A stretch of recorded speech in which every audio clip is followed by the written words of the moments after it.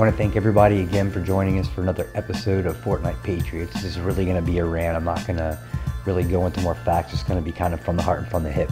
Now, first off, I want to thank everybody who has viewed and subscribed to this channel.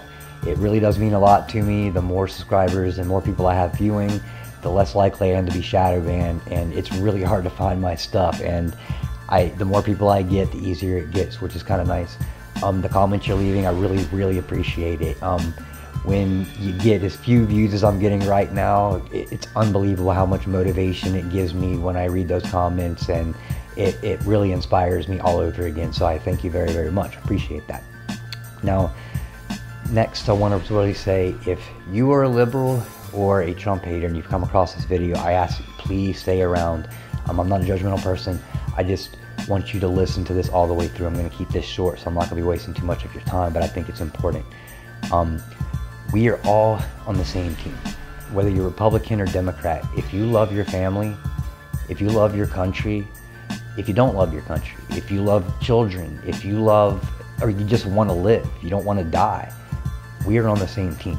And whether you believe that Trump's a good guy or not, the media is misleading, and that's why I want you to watch this, to kind of help you understand a little bit of what's going on.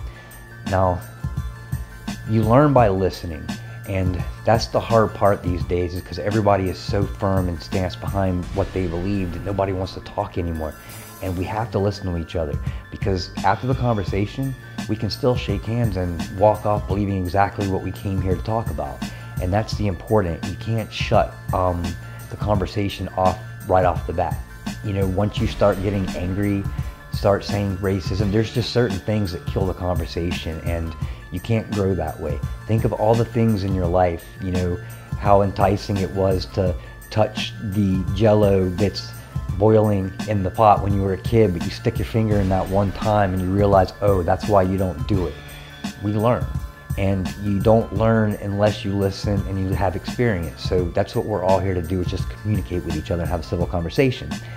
Now, we must, no matter what we believe, we must be tolerant. Tolerance is so important. An example, I'm not a homosexual. I wouldn't ever, I'd try to talk my kid out of a gender change. I would do everything I could to give them information and so forth.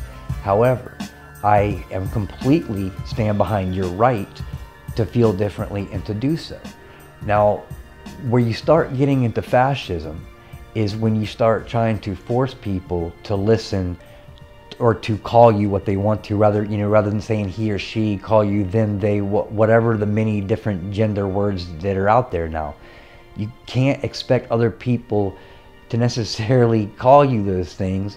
Just be happy that they've accepted you.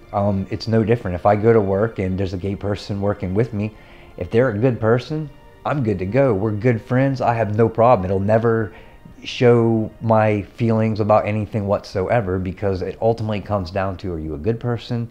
Are you a bad person? Do you mean well for other people, or are you just a jerk?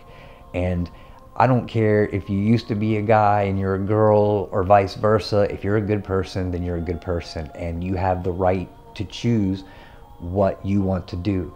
The thing is you have to respect other people's right to think that it's odd, or that people should stay the same and the gender should be. Like I said, this is about communicating, and the great thing about being in America is that we have the right to feel differently and still live together in peace. Now, got a couple things written down. Sorry, I'm just got some talking points. Now, that's where the big problem with fascism, I guess, comes in, is that the Trump people, the conservatives, ones that are accused of being fascist. But we're the ones that are talking and willing to listen, where our conversation, especially when you start dealing with Antifa, everything is shut off at the beginning. You start getting middle fingers to the face, called curse words. I mean, the conversation's over with. That is fascism, when you can't listen to what somebody else is saying. You can disagree with it, but you don't have to get mad about it. Next, I get it. I grew up, and I would call myself a rather liberal person. I've always had more liberal saying, especially social liberal, but I also believe in small government, and that is where people get confused. Is I think they're not taught precisely what the difference in liberal and conservative necessarily is. And The liberal has always been associated with the hippie, the warriors, the ones that fight for peace, that are against the man. Well, the man is the government. And if you really go and you look, everything that the Democrats and liberals stand for is about getting into your business. They want to know everything about you. Everything has to be taxed, which is why you'll never ever truly own anything, because the liberal taxes on your house, land, and so forth, they'll always own it. And you know, that was a liberal idea. So the conservatives are about small government. They don't want to get into your business. They want to limit the government's involvement in your life. And that is kind of what we're all striving for. I believe we're just a little confused as to what's what. And that's why I'm kind of going through this particular video, just to kind of explain it in a nice way where I'm not going to come across as a jerk like some people tend to. We really are on the same team, and I love you no matter what. And it's hard now because I'm losing friends all over the place because of the way that I feel. And I never turn my back on somebody because of their political views. It never bothered me. Like I said, we have the right to be different, like different things, and not have to worry about it. Now, when it comes to free healthcare, to free schooling, and so forth, trust me, we all want that. What a wonderful idea that is. But the money has to come from somewhere, and it's going to come from taxes. So one way or the other, you're going to pay for this. Either that, or we're going to get into more debt than we are right now. We can't afford that. It just means more taxes on more things in the long run. So it may appear free right now. It's not. You're always paying for it, and everybody's going to always be paying for it. And here's the worst part of socialism. This is kind of where this really gets into, is I know you're going to say, well, maybe the wealthy should pay more taxes, and that's where the free college should come from. Well, let me explain something to you, and it's just as simple as this. Money and being more, or having more prosperity in your work, and the motivation that it takes to get there, you have to have some kind of, there's got to be a motivation, and money and all of this is the motivation. If you remove that from the equation, you end up with way less of what you need, and even that is subpar.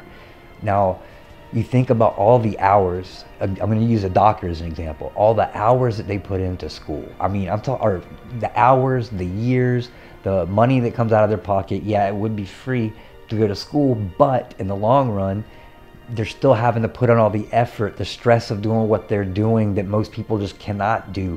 Always having to learn new procedures. It never ever stops. Where is your motivation to become a great doctor if you're making a little bit more than the person who's serving dinner to somebody? It doesn't make any sense. And you're going to have a whole lot more people wanting to be waiters and journalists and artists and whatnot, and you're not going to have quality people that are in the medical field, because basically what they're doing is they're herding people in like sheep, and they're pushing them out. If you talk to some people that really live over in England, talk to them that live in Canada, there's great things about the system, but there's also terrible things about the system, and I think some of those terrible things outweigh it. And an example is the baby that was going to die over in Britain, and the parents just wanted it to die at home with them, and the government got involved, and that baby had to stay where it was. They wouldn't allow it to go somewhere else, or actually come over here to America to do an experimental surgery to see, I mean, if it's 100% mortality, why not do what you can to make a possible life, exist even further? That is where socialism comes in. And you have to be really, really careful what you ask for, because it gets really, really dangerous, and it's not as great as you think that it is. Look at the other countries that have socialism and the issues that they do have. Now, next thing is the Democrats are making a push on how bad it is that we're separating kids down there at the border. Well, there's a lot more behind it that a lot of you don't know, because a lot of those kids were pulled up from what they call coyotes, or people that smuggled them up, stole them from their parents to begin with, and that's why they're doing the DNA test, because the last thing they want to do is put a kid back in the hands of a bad person, and we can't take that chance. That's what's going on down there. But if the liberals really truly cared about children, then they would talk more about the 450,000 kids that are either homeless or fostered in the United States of America. Like, that's a big deal, and that's always happening right here in the United States. It's not a little instance that's happened here recently at the border.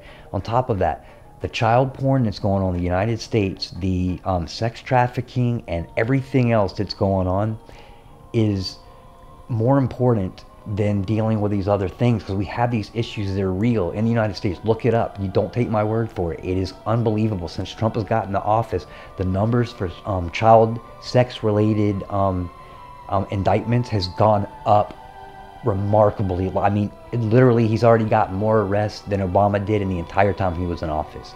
That's how bad this problem is. And all this stuff's going to be coming out soon, but I'm not going to get in that tonight.